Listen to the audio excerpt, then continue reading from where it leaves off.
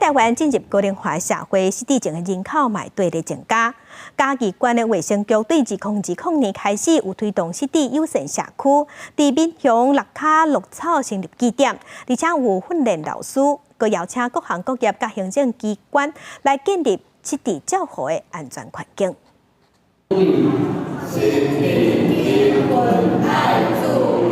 是大伫台顶念4句年，提醒民众爱注意失智的状况。嘉义县鹿草乡是县内第3个成立的失智友善社区营造点，要伫遮训练甲邀请民众加入失智友善经济老师，做伙来建立失智正确的照护环境。我来上课了后，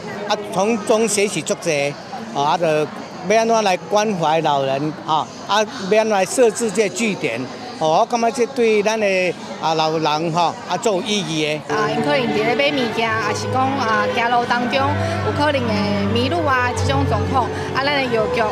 附近的一寡店家，拢有当成为协助他们的一个力量。现场有替时代准备多耍的教材，佮训练时代做关注甲大家安怎耍，或是大伫耍的过程当中学物件减重头壳，减慢失智的速度。有咧用动脑吼，记忆力足好诶，来遮上课嘛，真快乐，佮交遮侪朋友。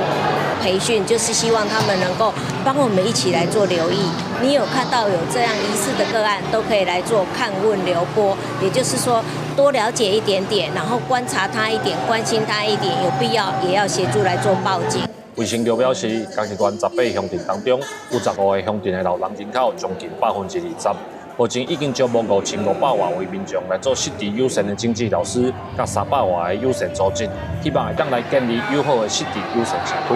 记者林慧婷，嘉义报道。